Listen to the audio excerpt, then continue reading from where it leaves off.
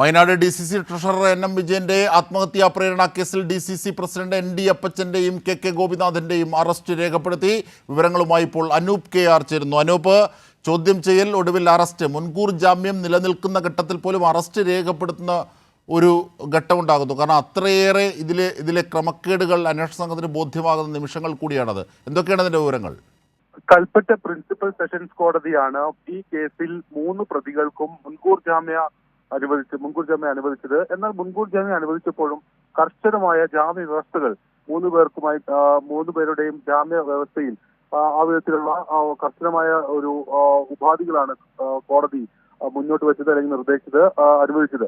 അതിന്റെ അടിസ്ഥാനത്തിലാണ് ഈ 3 പ്രതികളും 3 ദിവസം തുടർച്ചയായി കോടതി നിർദ്ദേശിക്കുന്ന സമയത്ത് അന്വേഷണ ഉദ്യോഗസ്ഥർക്ക് മുൻപാകെ ഹാജരാകണം എന്നുള്ള ഒരു നിർദ്ദേശമുണ്ടായത്. ഏതായാലും അതിന്റെ അടിസ്ഥാനത്തിൽ കഴിഞ്ഞ 3 ദിവസങ്ങളായി ND അപ്പച്ചനും KK ഗോപിനാഥനും അന്വേഷണ സംഘത്തിന് മുന്നിൽ ഹാജരായി ചോദ്യം ചെയ്യലിന് വിധേയരായി വരികയായിരുന്നു.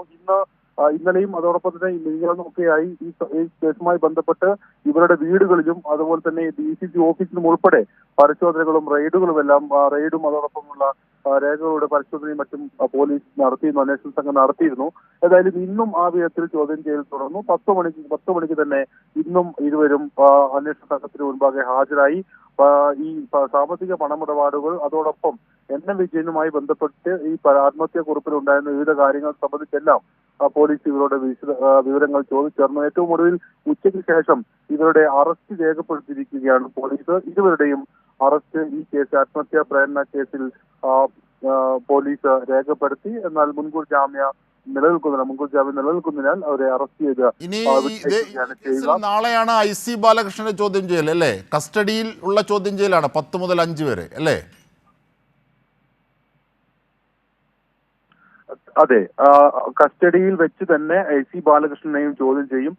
കോടതി നിയമസഭാംഗം എന്ന നിലയിൽ ഒരു ഇളവ് അദ്ദേഹത്തിന് അനുവദിച്ചിരുന്നു. അതായത് തിങ്കൾ മുതൽ ശനി വരെയുള്ള, അതായത് ഈ കഴിഞ്ഞ തിങ്കൾ മുതൽ ഈ വരുന്ന ശനി വരെയുള്ള ദിവസങ്ങളിൽ 3 ദിവസം തുടർച്ചയായി രാവിലെ മുതൽ വൈകിട്ട് വരെ സമയബന്ധിത കസ്റ്റഡിയിൽ ഹാജരായി ചോദ്യം ചെയ്യലിന് വിധേയനാകണം എന്നായിരുന്നു IC ബാലകൃഷ്ണനോട് നിർദ്ദേശിക്കുന്നത്. അതിന്റെ അടിസ്ഥാനത്തിൽ ഈ നിയമസഭാ സമ്മേളനം നടക്കുന്ന ഒരു സമയമായതുകൊണ്ട് വ്യാഴം മുതൽ ശനി വരെയുള്ള ദിവസങ്ങളായി അത് നിശ്ചയിച്ചിരുന്നു. ഏതായാലും നാളെ IC ബാലകൃഷ്ണൻ MLA-യും ഈ ചോദ്യം ചെയ്യലിന് അന്വേഷണ സംഘത്തിന് മുൻപാകെ സമയബന്ധിത കസ്റ്റഡിക്ക് വിധേയമായി ഹാജരാക്കേണ്ടി വരും.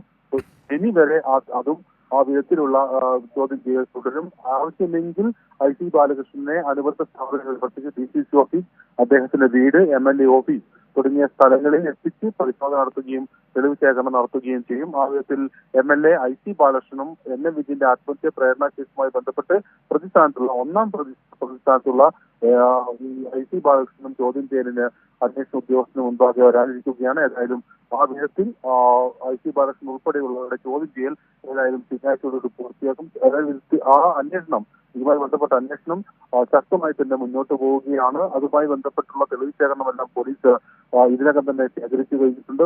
മൊഴികൾ രേഖപ്പെടുത്തിയിട്ടുണ്ട്. ഈ ആത്മഹത്യാക്കുറിപ്പിൽ പരാമർശിച്ചുള്ളവരുടെ എല്ലാം മൊഴികൾ രേഖപ്പെടുത്തിയിട്ടുണ്ട്.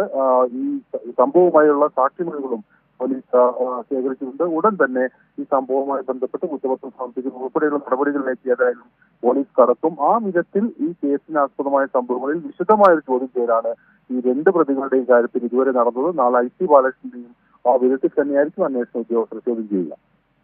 ശരി, അനൂപ് KR ആണ് വിവരങ്ങൾ നൽകിയത്. കൈരളി ന്യൂസ് പുറത്തു കൊണ്ടുവന്ന വാർത്തയുടെ ഏറ്റവും പുതിയ അനുരണനം കൂടിയാണ് ഇപ്പോൾ നാം കാണുന്നത്. ND അപ്പച്ചനെയും അടക്കം 2 പേരെ അറസ്റ്റ് രേഖപ്പെടുത്തിയിരിക്കുന്നു അന്വേഷണ സംഘം. ഇനി നാളെയാണ് IC ബാലകൃഷ്ണൻ MLA-യുടെ ചോദ്യം ചെയ്യൽ.